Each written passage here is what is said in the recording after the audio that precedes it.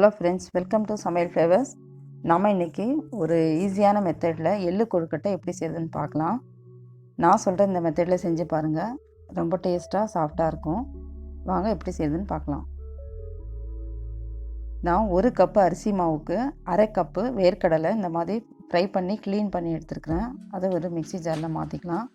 அரை கப்பு வேர்க்கடலை, அரை கப்பு கருப்பு எள்ளு. நீங்கள் வெள்ளை எள்ளு கருப்பு எள்ளு அது உங்கள் ஆப்ஷன், இது வேணால் சேர்த்துக்கலாம். இந்த அதையுமே நான் ஃப்ரை பண்ணி எடுத்துருக்கிறேன். ரெண்டையும் மிக்ஸி ஜாரில் பவுடர் பண்ணி எடுத்துக்கலாம். இந்த மாதிரி ரொம்ப நைஸாக இல்லாமல் குறப்பாக எடுத்துக்கோங்க. 1 கப்பு தேங்காய் துருவல். நான் பேனில் 1.5 டீஸ்பூன் நெய் சேர்த்துக்கிறேன். அதில் அரை கப்பு தேங்காய் துருவல், 1 கப்பு அரிசி மாவுக்கு அரை கப்பு தேங்காய் துருவல், அரை கப் வேர்க்கடலை, 1/4 கப்பு எள்ளு. தேங்காய் துருவலை லேசாக நம்ம ஃப்ரை பண்ணிக்கலாம்.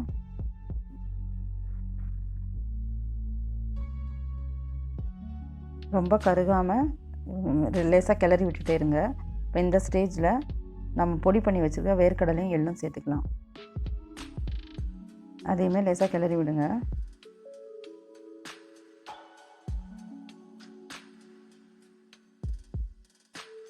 இப்போது நான் அதுக்கு 1 கப்பு நாட்டு சர்க்கரை எடுத்துருக்கிறேன்.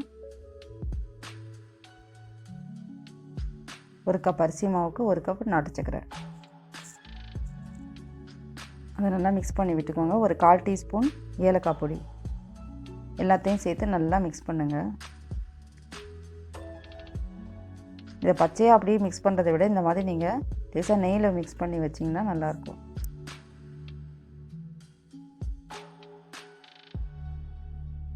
இப்போ நம்ம பூரணம் ரெடி ஆகிடுச்சு.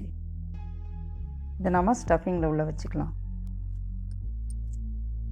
இப்போ 1 கப்பு அரிசி மாவு, எந்த கப்பால் நீங்கள் மாவு வளர்க்குறீங்களோ அதே கப்பால் 1 கப்பு தண்ணி விட்டுக்கோங்க.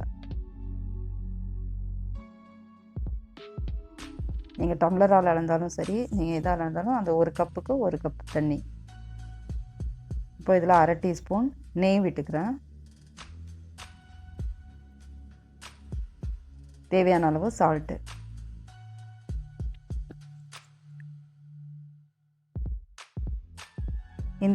இந்த ரேஷியோவில் நீங்கள் மாவு மிக்ஸ் பண்ணிங்கன்னா கொழுக்கட்டை நல்லா சாஃப்டாக வரும்.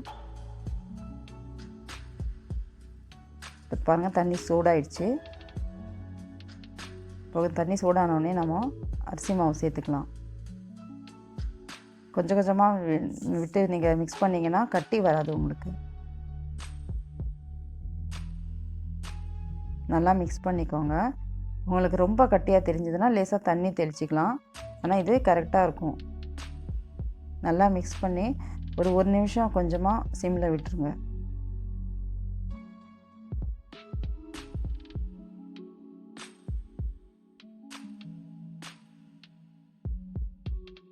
முடிவையே சிம்மில் விட்டுடலாம் 1 நிமிஷம். இப்போ இதை ஓப்பன் பண்ணி இன்னொரு பிளேட்டில் மாற்றிக்கலாம். இப்போ இந்த மாவை நல்லா மிக்ஸ் பண்ணிக்கலாம். நான் கையில் லேசாக எண்ணெய் தடவி நல்லா மிக்ஸ் பண்ணிக்கிறேன். இப்போ மிக்ஸ் பண்ணும்போதே உங்களுக்கு அந்த சாஃப்ட்னஸ் தெரியும், நல்லா மாவு எவ்வளோ சாஃப்டாக இருக்குன்னு. இப்போ இந்த மாதிரி நம்ம ஒரு சின்ன உருண்டையாக பிடிச்சி எடுத்துக்கலாம்.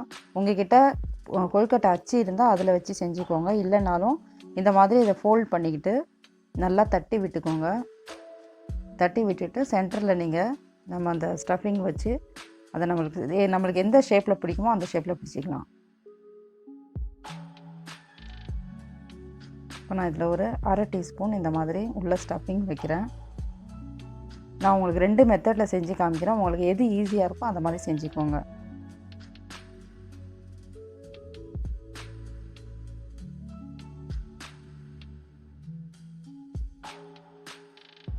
இப்போ இந்த மாதிரி ஒரு மெத்தடில் செஞ்சுக்கோங்க. நெக்ஸ்ட்டு நான் ஒரு வாழை இலையில் லேசாக எண்ணெய் தடவி வச்சுருக்கிறேன். அதில் ஒரு சின்ன மாவு உருட்டி நல்லா தட்டிக்கலாம்.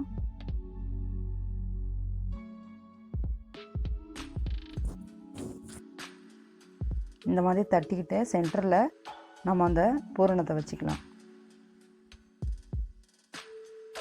வச்சுட்டு நீங்கள் லேசாக ஃபோல்ட் பண்ணாலே அது நல்லா ப்ரெஸ் ஆகிடும். இப்போ பாருங்கள், அவ்வளோதான். இது ஈஸியாக இருந்தால் இந்த மாதிரியே செஞ்சுக்கோங்க.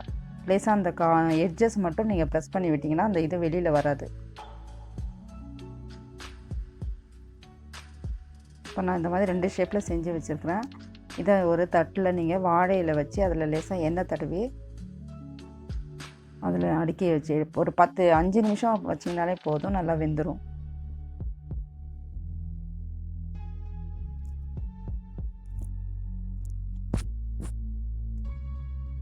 நம்ம ஆல்ரெடி மாவும் நல்லா நம்ம குக் பண்ணி வச்சதுனால ரொம்ப நேரம் வேகணும்னு அவசியம் இல்லை.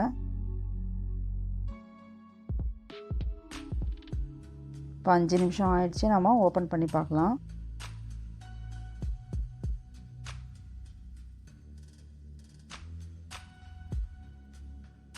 பாருங்கள் எவ்வளோ சூப்பராக வெந்துருச்சு.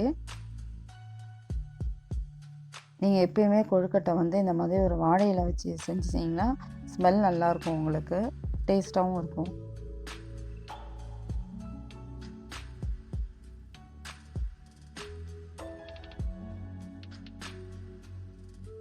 இப்போ நம்ம எள்ளு கொழுக்கட்டை ரெடி ஆயிடுச்சு.